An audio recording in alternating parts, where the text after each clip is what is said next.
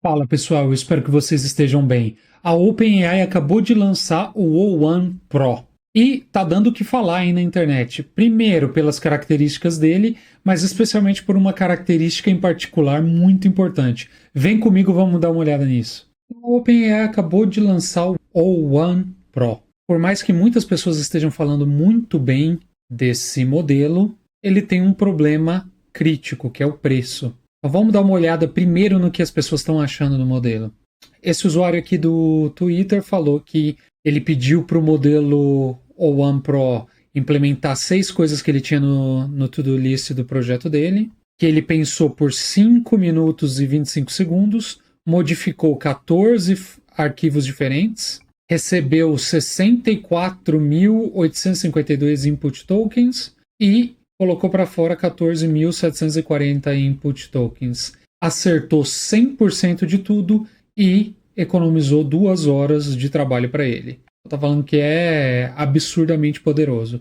E isso parece muito interessante desse ponto de vista, né? Vamos dar uma olhada aqui nas coisas que ele postou aqui, baseado no exemplo dele. Então, AI Project Structure and Code, pensou aqui, os tokens que ele falou, né, que foi utilizado, as mudanças que ele fez nesses arquivos aqui, e aqui o que ele estava usando para rever o código, né? Que na verdade é o resultado, acredito, do produto dele aqui. Ele falou que economizou 2 horas para ele gastou 5 minutos de pensamento da máquina, possivelmente mais uns 5 minutos ali para ele gerenciar e falar o que tinha que fazer. É muito interessante. A gente está chegando num ponto que a produtividade vai ser absurda daqui em diante, especialmente para desenvolver software. Esse outro usuário aqui falou que, aqui, como construir uma aplicação em 1 hora de almoço com as novas tecnologias. Aí ele fala aqui que você pode usar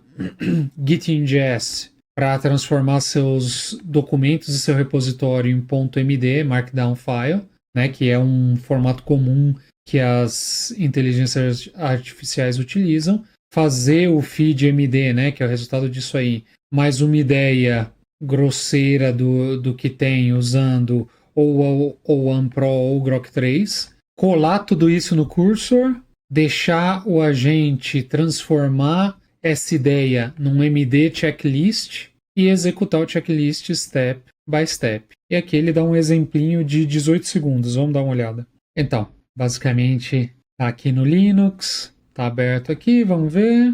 Aparentemente, o que ele fez foi criar esse site aí ou alguma coisa do tipo. Eu não consegui tirar muita informação daqui. Mas interessante. Depois nós temos o clássico dos clássicos. O que acontece? Todo mundo estava fazendo, e até nos testes que eu fiz aí usando as inteligências artificiais, eu usei essa mesma coisa do hexágono com a bolinha que quica dentro, né?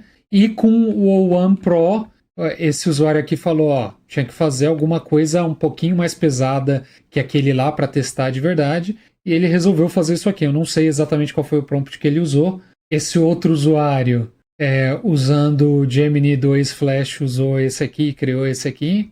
Muito legal. De qualquer forma, é interessante ver a criatividade aí do pessoal e que, aparentemente, o resultado foi muito bom, né? No outro teste que eu fiz, se não me engano, foi com o Gemini e o resultado não foi tão bom assim, ainda que eu acho que foi um resultado decente. O meu prompt que talvez não era tão completo a ponto de cobrir todas as situações. Esse aqui é muito interessante, uma coisa bem mais complexa.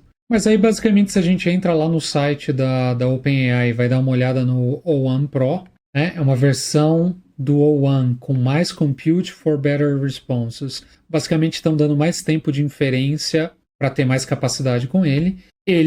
Aqui eles colocam que o reasoning dele é 4, que ele é lento, mas a questão que está dando o que falar é essa aqui. O preço dele é absurdamente alto, ele só aceita texto e imagem, e só coloca texto como output. Tem um contexto aí lá perto dos 200k, pode colocar para fora até no máximo 100k, e ele pensa muito. Mas se a gente for ver aqui os preços dele, o O1 Pro custa para 1 milhão de output $150, enquanto que o O1 Mini custa $1,10 e o O3 Mini também $1,10. Se a gente clicar aqui no Compare, a gente consegue ver como ele se compara com os outros. E olha só, o A3 Mini também tem grande capacidade de raciocínio, é bem mais rápido, mas aceita só texto, não aceita imagem. E o 4O é um pouco menos inteligente,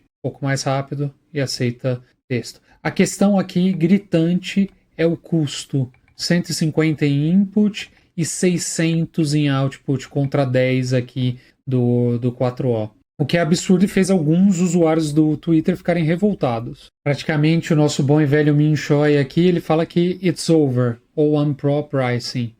Eu não sei se ele quis dizer que é um overpricing, né? Tá caro demais, mas com certeza tá caro demais. Fica difícil de usar, né? Uma tecnologia que acaba não servindo para muita coisa. Eu, num outro vídeo, falei que eu acho que a OpenAI muitas vezes lança seus modelos de ponta com um custo muito elevado, também para impedir um efeito DeepSeek como da outra vez, onde o DeepSeek teve acesso e conseguiu por um custo muito baixo destilar os dados usando a API por um custo baixo. Então eu acho que isso também faz parte da estratégia deles. Mas aí é a minha opinião, né? Não tem nada que indique isso de verdade. Esse outro usuário aqui fala que o One Pro custa 270 vezes mais do que o DeepSeek R1. E que, a não ser que aqueles 10 pontos de QI a mais coloquem o One Pro no nível do Einstein, provavelmente não vale a pena. Aí ele fala que espera que a verdadeira OpenAI vença, né? E aqui ele está fazendo referimento ao fato que a OpenAI tem software fechado e que aqui até o DeepSeek tem o código aberto, que inclusive em breve vai lançar o DeepSeek R2, né? Fiquem de olho aí, em breve. Se inscrevam no canal, porque assim que sair, vocês vão ficar sabendo primeiro aqui por mim. Tenho certeza que sou o primeiro a postar os vídeos a respeito dessas notícias. Então, basicamente, ele faz uma comparação aqui, né? A comparação é muito absurda. Input por 1 milhão de tokens 150, output 600, enquanto que o DeepSeek R1 por 1 milhão de tokens é 14 centavos e 2,19 em saída. Então, assim, é uma discrepância absurda.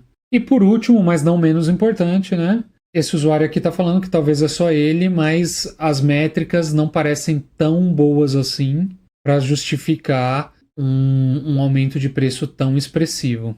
E que ele não achou exemplos que o O1 Pro tenha resultados tão melhores que o O1 que vale a pena todo esse preço. E aqui ele mostra praticamente esse gráfico de competição aqui, ó, onde tem o O1 e o O1 Pro, né? Então a gente vê aqui que em matemática um faz em matemática, enquanto o O1 faz 78 pontos, o O1 Pro faz 86. É uma diferença significativa, mas eu não sei o quanto isso é significativo na prática.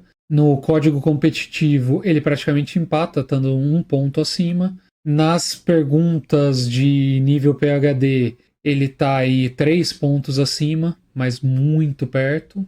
Na competição de matemática, ele está 3 pontos acima. Na competição de matemática, ele está 13 pontos acima. Na competição de código, ele está aí praticamente 9 pontos acima. E assim por diante. Então, realmente, a performance do O1 Pro não parece justificar os custos dele. E você, o que acha a respeito disso? Deixa sua opinião aí nos comentários. Se você ainda não é inscrito no canal, se inscreva agora mesmo. Eu sou o Rafael Bernardes e a gente se vê no próximo vídeo. Falou!